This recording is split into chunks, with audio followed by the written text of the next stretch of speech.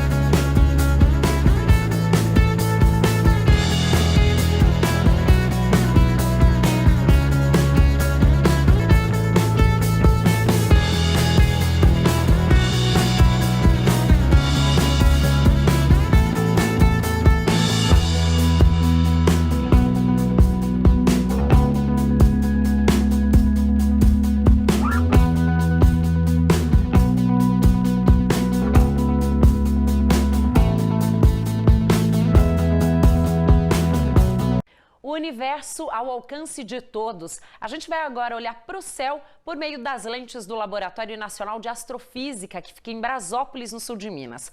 O local é a maior expressão na pesquisa astronômica do país. Exporta tecnologia para o Japão e ainda coordena observatórios no Chile e também no Havaí. O que são esses pontos luminosos? De que eles são feitos? O universo é um céu cheio de perguntas a serem desvendadas. Uma das importâncias que tem estudar astronomia, né, é você tem um laboratório, seu laboratório é o universo. Então você consegue começar a estudar condições físicas, ambientes que não existem e não são reprodutíveis aqui na Terra. Em cima dessa montanha, no sul de Minas, que está localizado o principal observatório brasileiro de astronomia. O observatório do Pico dos Dias fica numa área que pertence aos municípios de Brasópolis e Piranguçu, a cerca de 1.900 metros de altitude.